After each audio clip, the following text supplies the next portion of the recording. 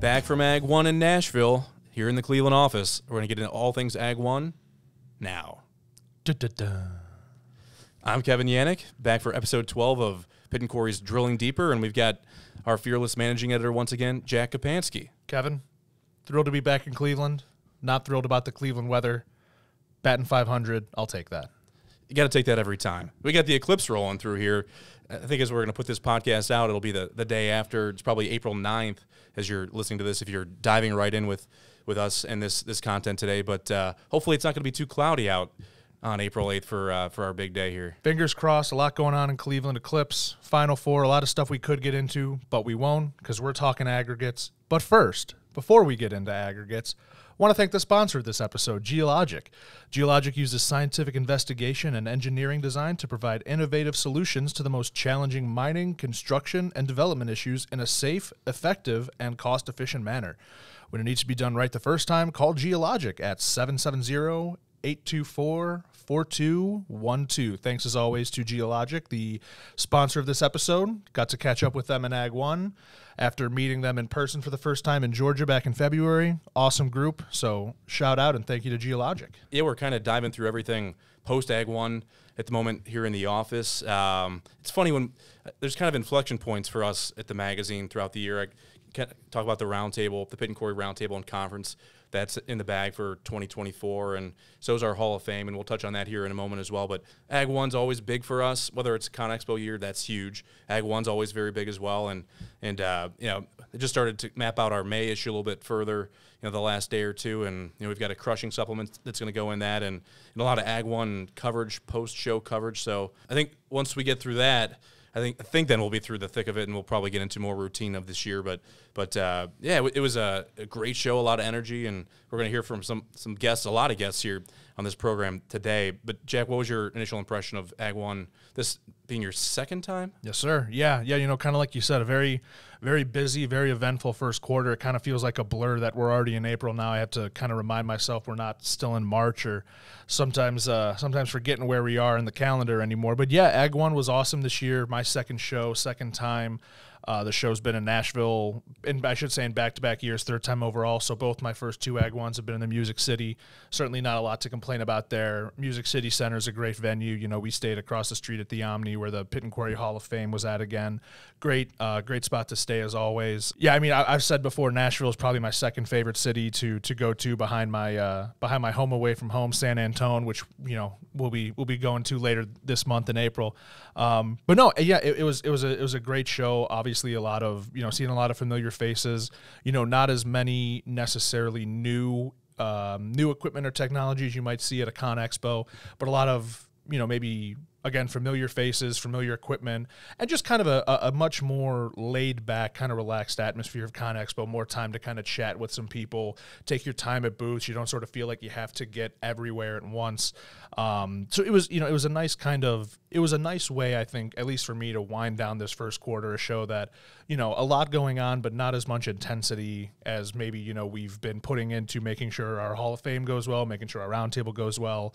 Obviously, we want Ag 1 to go well, but it was kind of just a nice change of pace, a little more laid back, a little relaxed. So I had a great time. Kevin, I know this is not your second Ag 1. You're an Ag 1 veteran at this point. What were your thoughts on being back in Nashville? I thought it was great. It exceeded my expectations, and my expectations going into this 2024 show were very high. I really knew it was going to be record-setting attendance based on everything we heard coming in, and I think the report that came out from the Ag 1 and World of Asphalt show management basically said that attendance was up 38%, 15,800, so nearly 16,000. Yeah, those are crazy numbers. To be up 38%, that's phenomenal. That shows the strength of our industry at this point in time. You talked about a little bit more of a laid-back atmosphere. Yeah, I think we'll hear in the show here today, too, from some folks about the type of person that went to the show.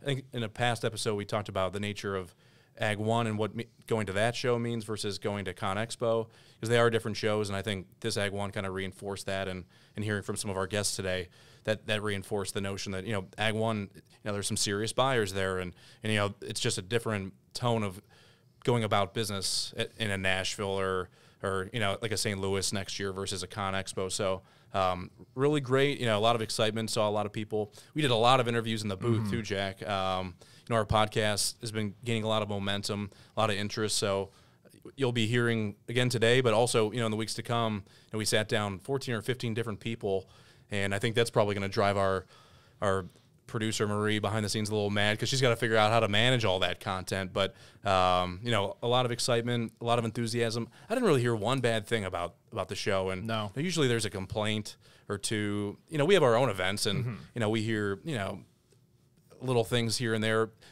The success of an event is in the details, the finer details at the end of the day. But Ag 1 was awesome. We also had our Pitt and Corey Hall of Fame, as you mentioned, Jack, on the Sunday night leading into the show, and record-setting attendance there. I think it being in Nashville was great, and we also had a tremendous, phenomenal class with Charlie Luck, Tom Hill, Neil Heiss, and Lewis Johnson. Great support there from family and friends from those inductees. And Jack, you were in the audience for that. What was your impression as we were putting on that show? Yeah, absolutely. With this being my second Ag 1, also my second Pitt and Corey Hall of Fame that I've been lucky enough to take part in, and I think we talked about this before. I really consider myself kind of lucky that my first 2 induction ceremonies have been with 8 truly phenomenal men in the industry. 2 years ago being E.J. Burke, Dave Tomey, Ted Baker, and Nathan P. Stedman. And then this year you mentioned Charlie Luck, Tom Hill, Neil Heiss, and Lewis Johnson. It was an awesome event. I'm obviously a little biased in that, but I think that just the volume of people that were there, the excitement around the event, the speeches delivered, the videos we put together, I just think it was a top class night for incredibly deserving individuals. Just a very special time, and not only for us putting on the event, but for these 4 men, for their family, to sort of give them the time to get up there, thank everyone who's kind of made this possible, talk about how they got to where they are today, and just a great night. So I'm really grateful to have been part of 2 very successful Hall of Fame induction ceremonies so far. I know you kind of had it from a different point of view. You and our publisher Rob Fulop were up there, sort of emceeing the event. I know you guys were kind of going between on stage and backstage. Different point of view from you. How did you think the event went? It was a little harder to hear the speeches from where I was. I was trying to listen intently, and what I captured and then what I heard afterward from people was just how moving they were. I think I mentioned in my remarks introducing the 2024 honorees that being a Hall of Famer and being enshrined or inducted into a Hall of Fame, the magnitude of that doesn't necessarily hit the inductee or the people there until they're in the room, with their peers, with some people they even competed against who are there to celebrate them and their successes, and that's really awesome. We saw a lot of that again this year. We saw some tears on stage. I think if I was betting on who would be whose speech would be the most successful. I mean, I think they were all successful at the end of the day in terms of like the messaging they had and how moving some of them were. Reflecting in the case of Lewis Johnson, his daughter Susan Moorhead was there, and she really impressed me. She's not somebody who works in the industry, but she has a pretty good understanding of her father's legacy. Lewis Johnson, of course, from LJ Manufacturing, with a legacy in crushing and screening, and she talked about how rock is the foundation of society and civilization as we know it, and just watching from afar, people go up to Susan afterwards, somebody again who's not in the industry, living it, working in it day in and day out. I mean, that message touched home for a lot of people. It did for me, and congratulations to Susan and our other inductees as well. Just a great event. I love being a part of that. Something I'm personally very proud of, and Jack, you're instrumental in the execution of that. And I think the other thing too, just to give a shout out to Marie behind the scenes here. Yeah, I think what really makes the Hall of Fame ceremony, if you've never been, or if you've been, I suppose, but it's those speeches and seeing those moments unfold on stage with the inductees. But the tribute videos that we put together, and I say we, it's really Marie who's compiling those, and I think that really helps to elevate the standing or the moment.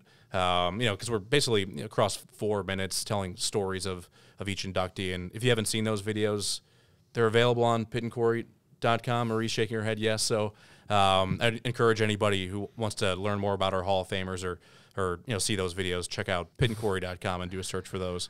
Yeah, just sort of one more bit of praise to heap on producer Marie here. Is there was a way you put it, and sort of had to stifle back laughter at the accuracy of this. And you put it simply that Marie is an assassin. She does her job, and she does it well, and she does it quick. And it's like, that is the perfect way to describe the way she's been busting her ass to get the Hall of Fame videos done, get the podcast edited. So we certainly couldn't do what we're doing without Marie. So big thanks to her for making the Hall of Fame, the podcast, Ag One, all that stuff go well. And I think she's probably going to need a nice long vacation by the time she's done editing all these podcast interviews. So busy times coming out of the show. Look for our post-event coverage in our May edition. We still continue to put content from our booth visits and some interviews online. So there's a lot to come. But let's dig into some of the impressions that our guests of the Drilling Deeper podcast had at Ag One. As I mentioned, we brought, I guess, 15 people into the booth. I thought it was 13 or 14, but we were really busy this year, and it was a great opportunity to visit with manufacturers, with producers, and even some dealers who stopped by and kind of shared some of the trends they're seeing out there in the industry, but also their experience at Ag One. And so, from this point forward, until we probably get to the end of our, these interview snippets that we're going to put out there, we're going to hear from a variety of folks who stopped by the Pit and Corey booth and talked about Ag One and the things they saw. The first interview was one that I conducted with Rich Evangelista of Bunting Magnetics. Rich has been a good partner of the magazine for a while, and he talked about his first Ag One a few years back, I guess 5 or 6 years ago in Houston, and what his show experience was then and what he experienced in 2024 in the Music City. So let's hear from Rich Evangelista. It's good times, isn't it? It's been good times for a number of years now. How would you say 2024 has kicked off for you in Bunting? A lot of people ask me that question, and I have one answer. If you're not doing well in the aggregate industry, someone's not working. There's ripe for opportunity out there, right? There's plenty to be had.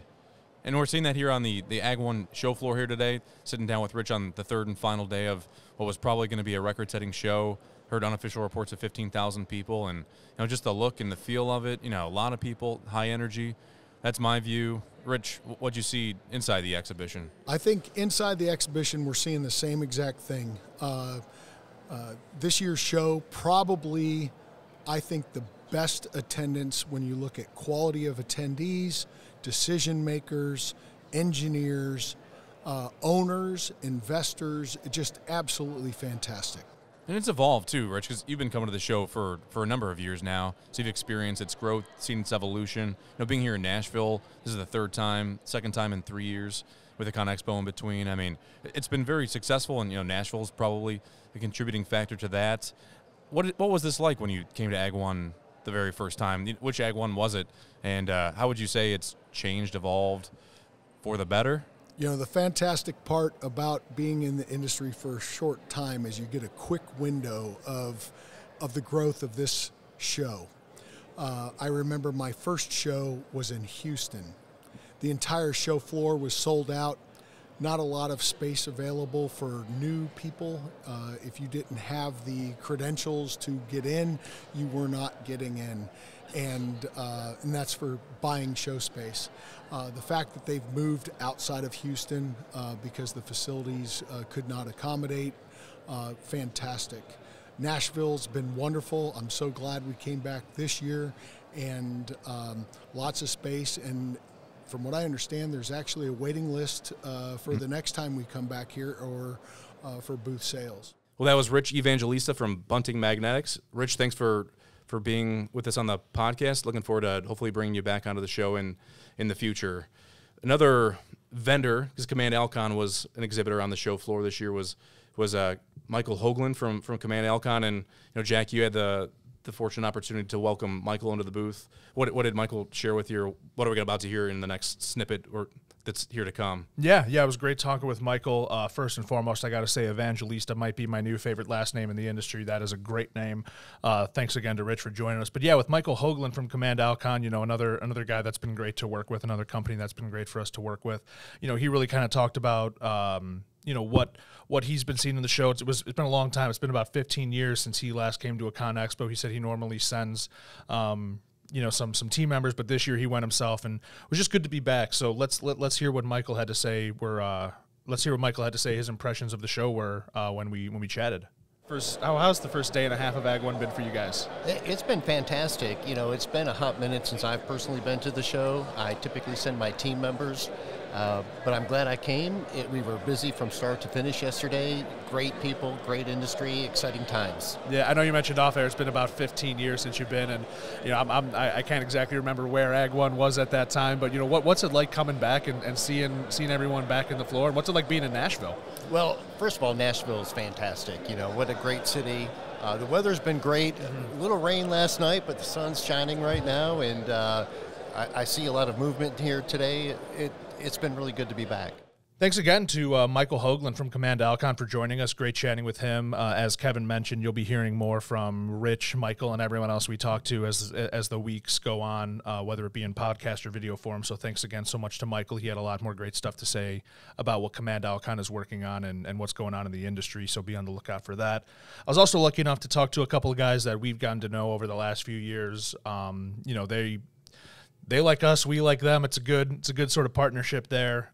We work together really well. Jamie Jones and Chris Williams from Capital Aggregates have been to the roundtable the last couple of years. Great contributors.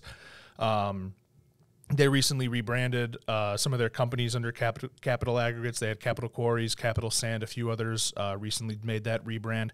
Got to talk with them about that a little bit in the booth, and they also shared some of their experiences about being back at Ag One in Nashville, and maybe a little bit of fun us and the Capital Aggregates guys got into. So let's listen to what they had to say. It's the second day of Ag One here. Lot of excitement, big attendance, a lot of stuff going on the show floor. How's the show been for you guys so far? Ag One's always so great.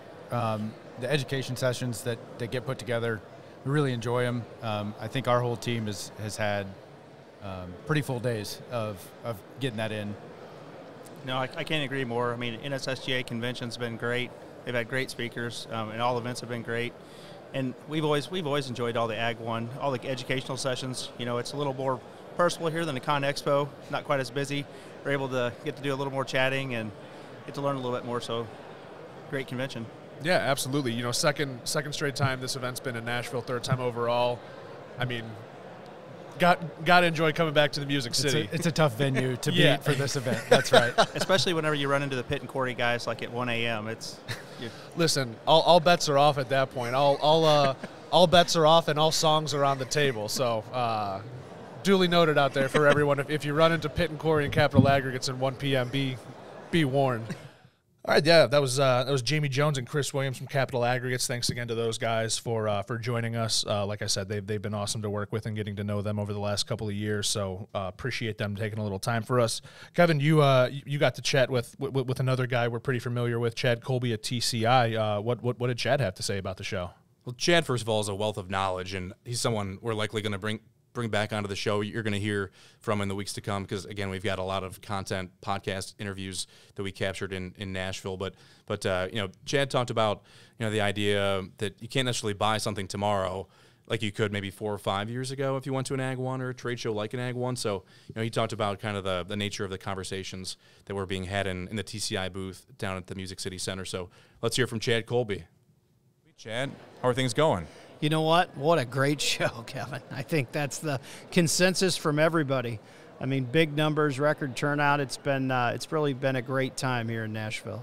Is this what you expected to see, or did it exceed that a little bit? Oh, I think certainly the consensus is it's exceeded a lot of expectations. I know our booth's been really busy the last few days. It's been really nice. What sorts of things are you having? What sorts of conversations are you having with customers? What are they telling you? What are their needs at this stage, and what do they expect of TCI? Well, I think events like this get most importantly the customers together, but it also brings the vendors together too, right? And even for TCI, we work with a lot of vendors. It's good to talk to them, but really getting back to the customer and their needs. And the nice part is you can't get out to all the quarries and you can't get to all the people all the time across the country. And man, we talk to people from New York and California. I mean, just literally from all over the United States and actually abroad as well. And I think that's the great thing about events like this. I mean, we all get geared up for Con Expo, right? There's nothing like that. But at the end of the day, there's still a lot of business that takes place between those years that we're not in Con Expo. So it's been pretty awesome. I think it's an understatement. I would guess that you would agree with that as well. It's exceeded my expectations. I thought this would be probably the record-setting show for Ag 1. I think it's going to blow those numbers out of the water that we saw a couple of years ago, and that's a great thing. I think it kind of reflects the health of the industry. People are excited. They're hunting around for things. They're not holding back. We've seen that in the past where things were down or a little dicey for our readers, your customers, and for the most part, if you're in this region, because Ag 1, it's a national show, but kind of the beauty of it moving it around is, we'll get and attract people from the region. Right. So that might get people to your booth that might otherwise not go to ConExpo. Well, and I think the other thing, too, is I think that we've noticed is everybody knows now you can't just go buy something tomorrow and get it in 2 weeks. So the expectation of the customer, I think, Kevin, has finally got to where, hey, listen, if you've got plans in 2025, you better be talking about it now. And quite honestly, we got a lot of people talking about 26 already. And they're not doing that because it's different. They're doing it because that's the nature of the industry that we're in. And that's really comforting for all of us, because it's great to sit down with somebody and say, hey, look, we're thinking about something fourth quarter of 25. Here's what we're looking at. Do you guys have availability, and is it something you can do? Well, we never did that stuff, Kevin, 4 years ago. That didn't exist in the industry. It really didn't. And this has kind of come from after the COVID years. And I think shows like this kind of amplify that a little bit, because you bring the people in that want to make those conversations. All right. Well, that was Chad Colby from TCI. Chad, thanks for visiting with us in the Pitt and Corey booth, and we'll have more of your interview in the weeks to come here, and we'd love to again bring you back onto the show. Jack, the next clip we're gonna play is from a couple of friends at Machinery Partner. Tell us what you heard and what you talked about with these two guys. Yeah, so Machinery Partner, one of the dealers we got to talk with at the booth, a couple of great guys. I've talked with them through email a lot. This was the first time I got to meet him in person, and Clem Casalot, as he said, was the easiest thing to call him by, because I asked him, I'm like, is it Clement? Is it Clement? Is it whatever? He goes, so you can call me Frenchie, you can call me Clem. I'm like, I'm going to go with Clem. Start with Clem, yeah. Yeah, I think I like that. And once I get to know you better, maybe we'll get to Frenchie. But, he's another guy. You want to talk about a wealth of knowledge. He and Donnie Barnes from Machinery Partner were great to talk with. He had Clem had a education session at Ag 1, kind of talking about some trends that he's seen in the industry, and he sort of got into one of those trends that he saw, and we'll have more of those trends coming, so be sure to be on the lookout for that. But for now, here is Clem Casalot from Machinery Partner and Donnie Barnes from Machinery Partner sharing some of their Ag 1 experiences. Gentlemen, thanks so much for joining us here today. Jack, this is a pleasure. Yeah, thanks for having us. Absolutely. First and foremost, how's Ag 1 been treating you guys? What's it like being back in Nashville? Man, this is good. 2 years ago was a treat. ConExpo was fantastic, and I would say Ag 1 is always a highlight, because you get actually all the top producers, all the top OEMs coming. That's where all the big announcements are done. So it's fantastic to have all the industry under one roof. Yeah, I think this is the first time I'm going to come to Nashville and remember the trip. But I think it's been a great time for us. It's a lot of really high-end machines here, and I think it's great for us to talk to and get in front of. There's still one night left, Donnie. Let's not let's not etch this into the memory banks just yet. But no, that's great to hear. It's been good so far. Clem, yesterday, you on the first day Ag 1, you provided an education session talking about market trends and the latest in aggregate technology. A lot of interesting stuff there. It was about an hour presentation, so I guess to ask you to go over the whole thing might be a bit much. But can you just kind of run us through some of what you saw as the highlights of your presentation, and kind of what maybe our listeners should know the most? Yeah, totally. So and giving the context, so we're a Machinery Partner, so we're an online marketplace focused solely on aggregate crushing, specialized equipment for our industry, and so that gives us a unique purview to see what's happening outside of the U.S., in Australia, in Europe, in Africa, and what's coming to the U.S. or not. And so there are a few trends that we're picking up. The industry is not the same as pre-COVID. The logistics, the supply chain, everything happening. As we were speaking today, as the port of Baltimore is closed out of this morning. That means for some of us, bringing equipment in the U.S., we can right now we have 4 ships that we're supposed to deliver there. So there's logistics, supply chain is still not the same as before COVID. Right. So the 4 key trends that we're seeing is logistic has had a massive impact and still having an impact, which means actually when you look at market trends, innovation is driven by manufacturers,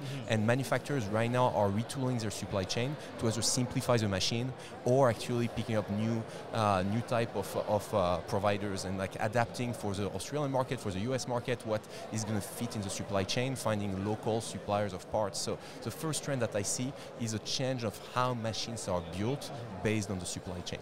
Once again, Clem Caslot and Donnie Barnes with Machinery Partner. Thanks so much to those guys for joining us. Really appreciate you making the time. From one dealer to another, you got to talk with Matt Dibble of Dibble Equipment. How'd that go?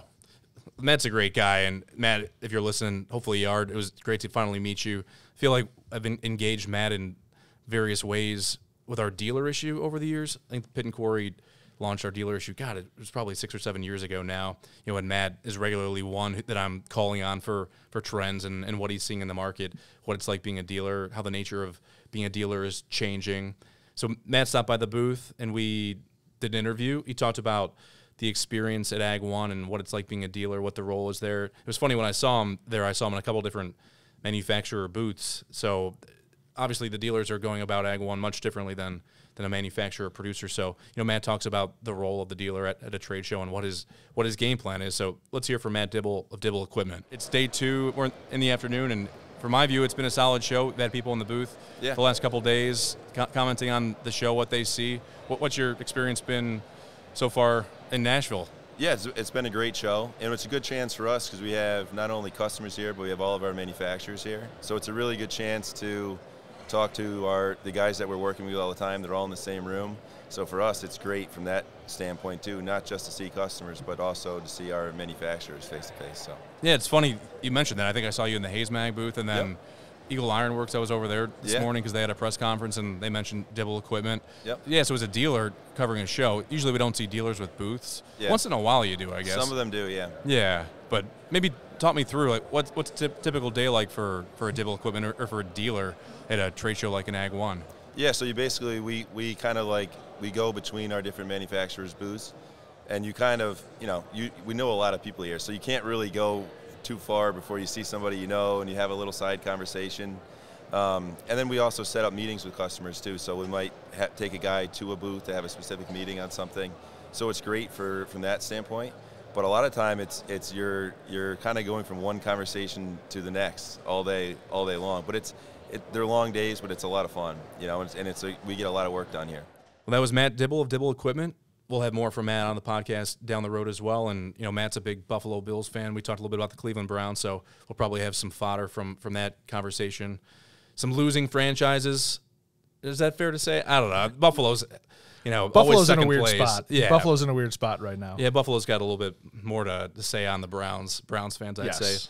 But anyway, Matt, thanks for being on the show. And on the last day of the show, we brought into the booth an exhibitor or a manufacturer in Ian Edwards of Major. Ian's been a contributor to the magazine over the years. I'm sure we've published his work a handful of times, talking about screening. He talked about his Ag One Academy session with us a little bit. That'll be on the future down the road. But he also shared some interesting insights about being in the booth for 3 days at Ag One and what the quality of the attendee was and how it kind of changed over the course of 2 or 3 days at the show. So let's hear from Ian of Major and what the experience was like at the booth there at Ag One.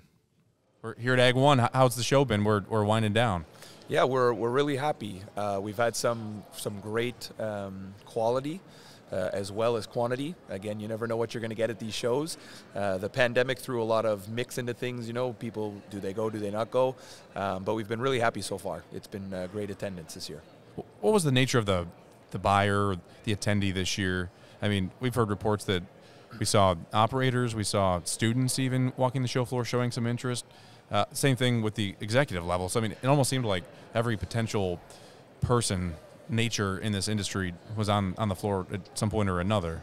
Yeah, it seemed to, and again, I'm not sure if it happened by a setup that way or not, but we really found on Monday there was a lot of higher level executives in the building. There was lots of, vice presidents of, operational efficiency and purchasing and things of that nature, which was great to see. Those are the decision makers. You really get to speak with them and get their point of views and what they're looking to do as the year goes by.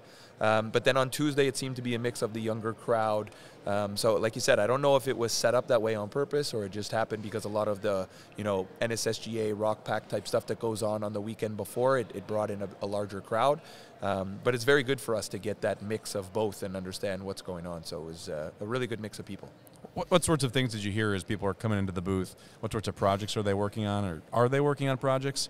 How do they feel about the business, the industry at this point in time? Are they excited? Are they nervous? Yeah, it's you get mixed reviews. It seems to be really based upon the geographical location of where those people are located, right? You have certain areas that are really prospering. There's lots of housing market growth going on because people are moving out of the more expensive areas and moving to the less expensive areas. So you see that there's bigger contracts, a lot of buildings, infrastructure, industrial things going on. But then you also have the other end of that spectrum, right? So there's areas where the housing market is not really strong. They're not building new houses. Interest rates are high.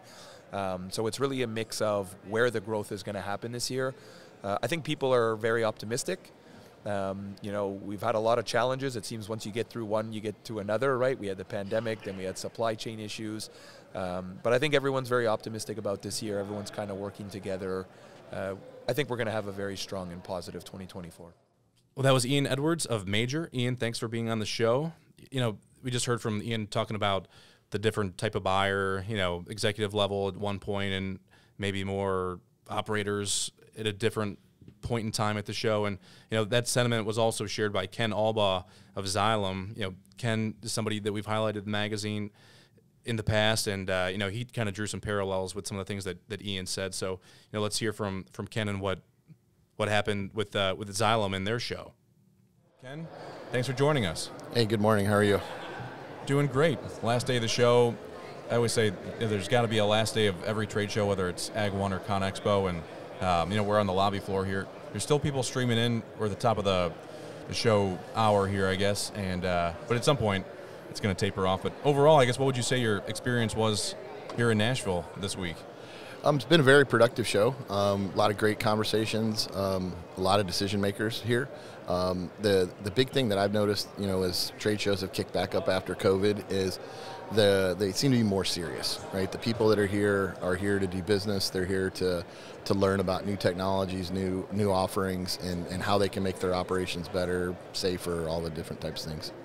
What's changed the nature of the attendee? Because I agree, and we had Sarah Smith from Xylem at our roundtable, and she was talking about the value of shows and the types of people who are coming. I think there's different attendees that come to this show versus ConExpo. Right. So do you see that variance between shows as well? Yeah, I would say like one of the folks I talked to yesterday was an executive at one of the big quarry companies, and he basically said, "Look, I can come here in 2 days, and I can have meetings with 30 people that would take me months to be able to happen." And they come with agendas. We're planning a lot more meetings. I mean, in the past it was usually just, hey, wow, somebody walked into the booth. Now it's you're having lunch with this person, you have dinner with this person, you got a scheduled time to meet in the booth with this person. So it is much more intentional than it used to be in the past. All right, well, that was Ken Alba from Xylem. Ken, thanks for joining us. You look forward to more from Ken down the road. We have a couple more guests that we want to hear from on the show here today, and a couple of them are from Geologic.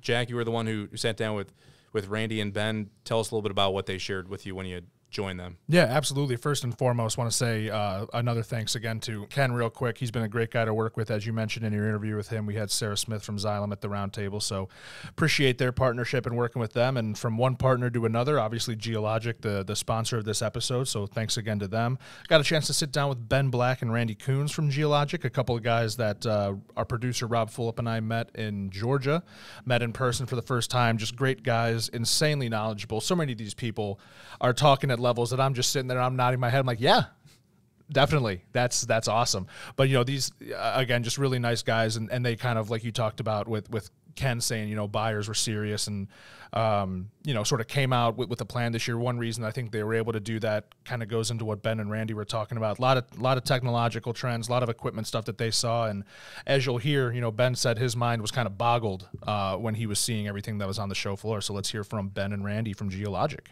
Gentlemen, thanks so much for joining us. Thanks for having us. Yep, glad to be here. You know, just first and foremost, second day, almost over now of Ag 1. How's the show been treating you guys so far? So far, so good. We've actually been here since Saturday. Pretty much attended all the NSSGA functions, Rock Pack, a bunch of Ag 1 classes. So it's been really good. So we're not boothing this year, so we're just able to kind of roam around and do our own thing. Yeah, I think it's been really great. We've been able to interact with our clients, so and we've gotten to walk around the show here and see a lot of interesting things, and meet with some of the vendors. Yeah, you know, over the last couple of days, have there been any, you know, equipment or technology trends or developments that you've kind of seen that have maybe stuck out to you guys?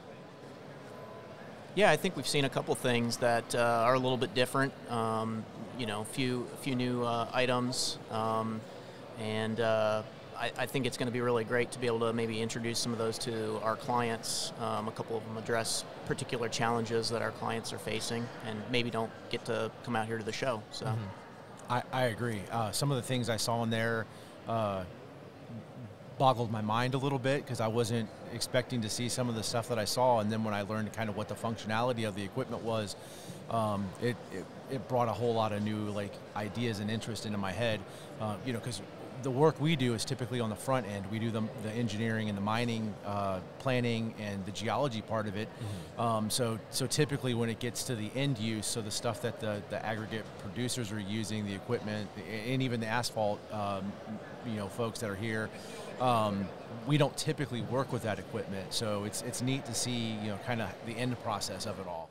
That was Ben Black and Randy Coons from Geologic. Once again, thank you, fellas, for joining us on the podcast. Thank you for sponsoring this episode.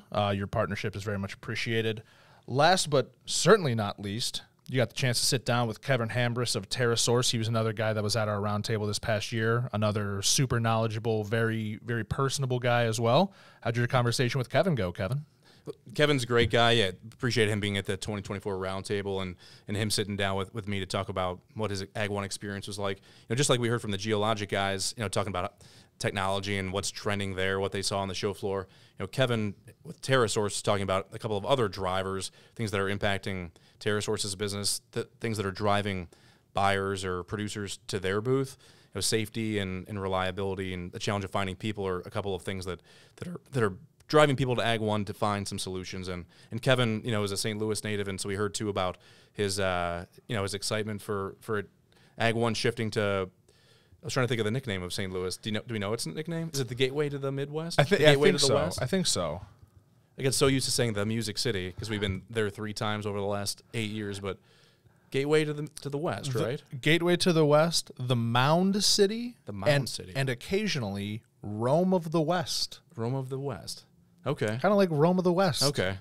Well, Kevin talked about the Rome of the West as we were kind of wrapping up our Ag 1 portion of the interview in the booth. So let's hear from Kevin about Ag 1 24 and what he's looking forward to in St. Louis in 25. Kevin, great to see you. Thanks for being here. Thanks for having me. Well, again, at Ag 1, this is day 2 of the show, and it seems like the traffic flow here has been steady, solid, a lot of people. What are you seeing at your booth inside the show floor, Kevin? Well, you know, before we got here, we heard registration was like over 14,000, so we were pretty pumped. And Monday was no disappointment at all. We, our booth, 751, front of the show, lots of folks showed up. We've been able to spend time with aggregate end users, mineral end users, as well as some of our selling partners. So it's been really productive on day 1. This exceeded your expectations then? Because coming in for me, I thought this was going to be another good, solid show. But you know, we were out here, again, we're on the lobby level, and there was just a long stream of people for 90 minutes at the start of the show yesterday waiting to get to the registration desk. And to me, that's a good sign of the times for the industry.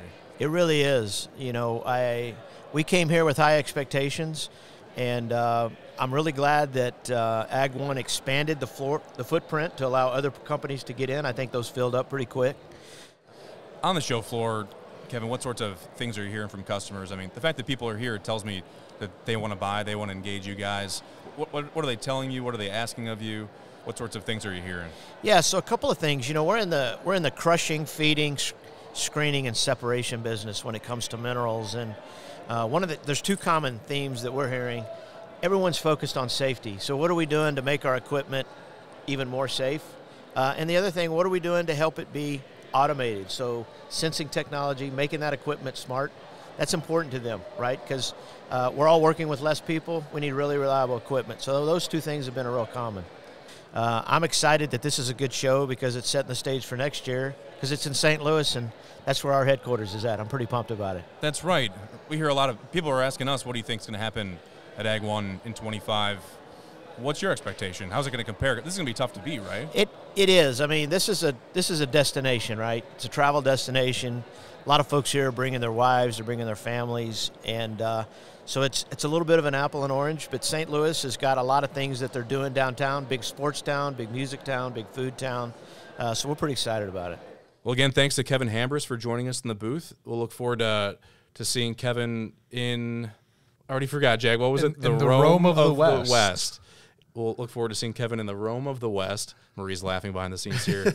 In 2025, we'll be there. That'll be your third Ag 1 and your first non-Nashville Ag 1, Jack. So that's going to be a little bit of a different experience for you. Have you been to St. Louis before? Or? So I have not been to St. Louis. This will be my first time there. Maybe we can catch a Cardinals game while we're down there. Or I guess the Blues will still be in season with hockey, so we can always catch them. Get a little Gloria in. I'm pretty sure that's their game winner or goal song or whatever it is. But like you said, first non-Nashville Ag 1, and that place has just been so great the last 2 years. I'm very excited to see what NSSGA is going to do in St. Louis. I know in some of the conversations we had before, they're excited to maybe expand their footprint a little bit. So hopefully St. Louis is able to provide that. And, I feel like in the time I've been here, NSSGA hasn't let me down yet. I don't anticipate it to start now. I'm looking forward to St. Louis. What about you? Have you been to the Rome of the West? The Rome before? of the West, man, that's going to take 10 times down to get that one into my head. But I was there one time, when I was interning, when I started an internship in 2006 with the Houston Astros. I was a baseball writer or associate writer. I'm not sure what the title was anymore. It was so long ago. But yeah, I drove through St. Louis from Cleveland on my way to I got to I think it was the New Busch Stadium. Yeah, because the old one was one of those cookie cutters along the lines of Veteran Stadium in Philadelphia or Riverfront Stadium in Cincinnati. So check that off my list of ballparks. I got 4 to go here at this point. But Ag 1 in St. Louis. I think one of the cool things about Ag 1 rotating around is that it's a national show, but when you move it to these certain areas, like it's been in San Antonio, Baltimore, Charlotte, Houston, you're pulling in people who might not otherwise go to an Ag 1. So I'm curious and eager to see how St. Louis fares and draws people in. Missouri is a really strong aggregate producing state. I think it's top 5 nationally in crushed stone, and Illinois, which is right there, and Kansas is close. I mean, there's producers there, so I think it will be interesting. I think they're going to draw in some people who might not have gone to Ag 1 in Nashville or San Antonio or those types of places. So I think people make a point to go to Ag 1. Like there's a sector, a group of our industry that do that on the attendee front, and so I think we'll see some new people next year, and I think that's a good thing. Pulling from some of the higher aggregate producing states in the central U.S. Yeah, and I know that's been one of the benefits of I know our last couple Pit and Quarry roundtables have been in Florida, but I know my first one was in Georgia, and I know previous to that we were in Asheville. There's still some discussions about where our 2025 one's going to be held, but I think that is one of the same benefits I found of us moving that around is we get to hear from people that are in the area, hear from different segments of the United States. I know in Georgia we were able to bring Jeff Wansley in, and he kind of talked about what was going on within Georgia. So getting some of those state association specific people, and I think St. Louis is going to be a great breeding ground, if you will, for those types of discussions, sort of really seeing what's going on in a state that really is kind of in the heart of America, like you said, a big producing state, a lot going on there. So yeah, just really looking forward to the change of venue. As much as I love and I'm going to miss Nashville, I'm very excited for St. Louis. The other beauty of Ag 1 being next year is that the Hall of Fame will return. The Hall of Fame is not something that we put on in ConExpo Ag years. We did it at the start, and then we made the decision to kind of draw that back in because there were just so many things that we were competing with at ConExpo. So it's an Ag One exclusive Pit and Quarry event now, and anybody wanting to nominate somebody out there listening can do so. Producers, manufacturers, dealers, anybody invested in the betterment of the ag industry nationwide. That's kind of the baseline criteria of what we look for when we're talking about a Pit and Quarry Hall of Famer. So you can do those nominations, make those at pitandquarryhalloffame.com. It'll be months from now when we have our 2025 class announced, but again, congratulations to our 2024 class, and I'm sure by this time next year when we're at Ag One podcast, we'll have a lot more momentum. Probably on like episode 40 by now. And just one final thought that I had. I know I think my takeaway sort of image from this last Ag One, and I know you talked about it in kind of in sort of a perspectives column type recap you did of the show. We were at our booth, and for a solid 90 minutes to 2 hours, there was a line for registration that stretched pretty much from the start of registration to almost the end of the lobby area we were in. It was astounding. I did not think that line was going to stop all day. And it just kept... It flowed pretty well, though. It did, yeah. And that's a big shout-out to Ag One and NSSGA for keeping that moving. But, I mean, we made me real glad we registered on Sunday. Oh, right. Or checked in on Sunday, I should say. But, yeah, it just shows, I think, the health of the industry, the excitement around being at Ag One, and let's hope that continues into St. Louis. Yeah. Well, for anybody, wanting to know what's to come on Drilling Deeper in the weeks to come, we probably mentioned here half a dozen times that we did a lot of interviews in the booth, and we were kind of game planning coming into this episode how we were going to put out those interviews. So we basically kind of extracted the Ag One-ness of our interviews and the experiences of our guests who joined us in the Pit and Quarry booth. And we've got fuller interviews, I think probably 14 or 15 again. They probably range in length from 15 to 20 minutes each, and we're trying to figure that out. But you can hear from various guests, some of whom you've already heard from here today, with them expanding on some of the things that they're focused on with their day to day. We brought Tom Hill from the founder of Summit Materials into the booth. We had Neil Heiss from Semco on the booth. Semco is now a Superior Industries company, so both inducted into the Pit and Quarry Hall of Fame. So a lot more to come. We've got a lot of runway. That's one of the beauties of Ag One too, is that a plethora of content. It helps to kind of set our year or months to come. From March onward. So great experience for me. Looking forward to putting out more podcasts and getting all of our Ag One collections into the magazine in the months to come, Jack. Yeah, and it was exciting. This was the second time we took our podcast on the road. Our first time being the Pit and Quarry Roundtable, and that went really well. Getting able to talk with John Saponiak and Thomas Hahn from Turner Staffing. Excuse me. It was great talking to them, but I think this was just such a different animal in a good way, where we were able to bring so many different people and get so many different perspectives. And I noticed we had a lot of eyes when you or I were conducting an interview. People were kind of checking out what's going on. So certainly excited to see where this goes, where else we can take it, because we certainly would love to take you guys with us, quote unquote, to wherever we go, because obviously our goal is to get you the best, most up-to-date content we can. So stay tuned. We're excited for things to come, like Kevin said. And if the first quarter is any indication, drilling deeper to the moon. To the moon. To the moon. Well, let's leave it there, Jack. I think for this episode, I'm Kevin Yannick for Jack Kapansky. See you next time. See you.